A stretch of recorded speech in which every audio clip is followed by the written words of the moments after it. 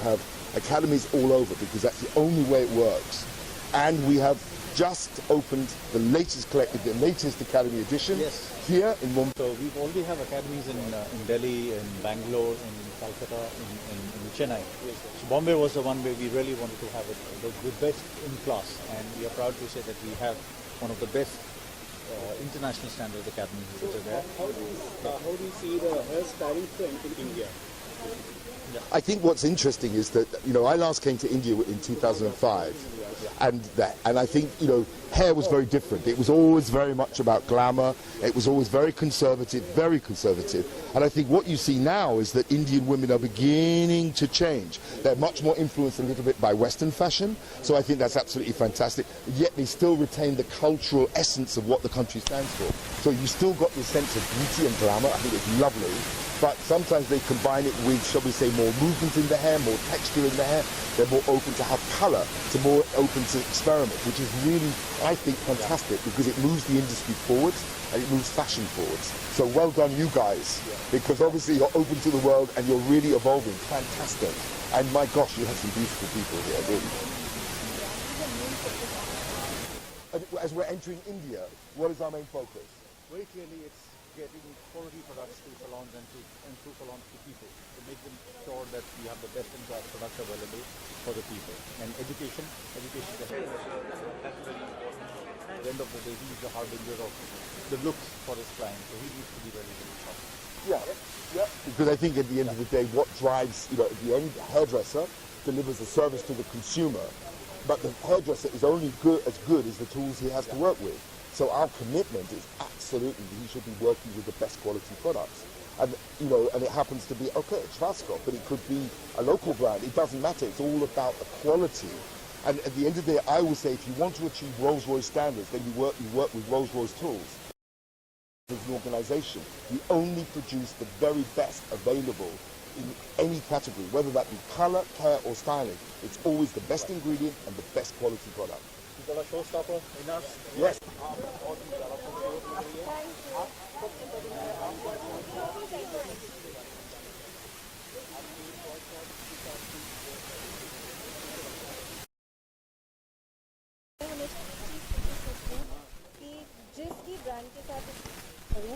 That brand should be of the utmost quality and a brand that I myself would use, and which is why I would associate with it, because I think that ultimately goes a long way. Quality is the most important thing, which is why I was very happy to be associated with a brand like this. They're a brand that is renowned for their quality, for their hair products, and I'm very happy to be here today, and I'm very happy to have been styled like this.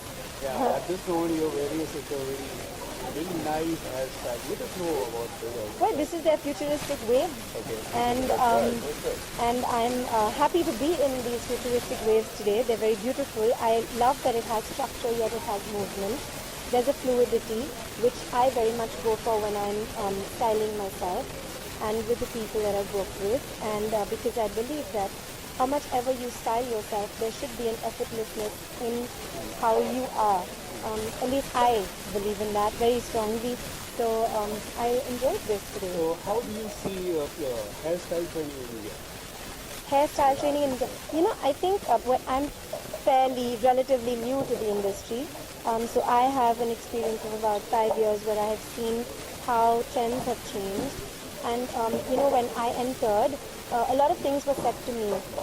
And very often instinctively I would feel differently, but people would not really agree. But now I find that, as they were saying, that there are a lot of influences and there's a huge amount of exposure. So I am enjoying the way that we are changing and the way that we look at hair styling and the way that we look at hair and makeup and just styling ourselves. We are far more open today, and like I said, there's an effortlessness which I really enjoy. We're also using a lot of really good products.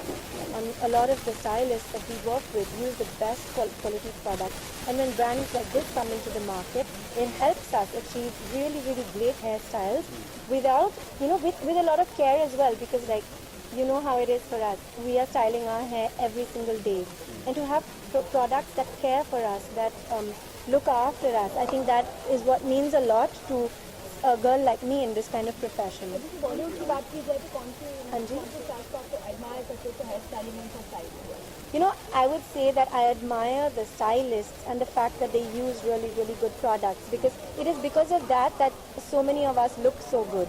I think we need to give credit to that, the back end of the deal, and not just what comes in front of you. But I do think that there are quite a few people who are styled very beautifully. I love Deepika Padukone. I think she's always very beautiful, and her hair looks always amazing. I love Kangana's style, I love Sonam's style. There are a lot of them who I really admire and look up. Yeah. Yeah, it was really amazing. Yeah, yeah. Because I think, there are so many facets to a girl, a woman, as well as men. It's not, when we think of styling and when we think of getting dressed, we're always thinking of red carpet or going out to function, but actually every day every man and woman, they style themselves, right? They style their hair, they do their faces or whatever. So I think it's so nice to put forward natural, regular fashion trends, which people, like even me, if I'm just randomly going out for lunch, I'd like to be able to style myself in a way that is fun, which is not very high maintenance, but at the same time, I'm aware today that I have all these products at my disposal and I can use them to achieve those looks. I think it's really cool that we today, because there was a great variety, and I think that is what made it really exciting. At the crowd was in making many brands like that. I think they have films like you're coming up with a coming back. No personal question, no film-related questions. Please only event-related questions. Nice, thank you so much. Thank you so much. Like I said, a lot of people go into making you look that way, but I also enjoy walking the ramp, and I feel very lucky as an actor that I get to do that. I'm rather petite, but I get to walk the ramp, and it's a lot of fun because it's like playing a part. For me, it's like being a character and playing a part, and there's a lot of drama, and I really enjoy it. Thank you so much, and I wish India will become more modern. We shouldn't keep looking outside for inspiration. The inspiration is within us. We can take the best, but we also have the best.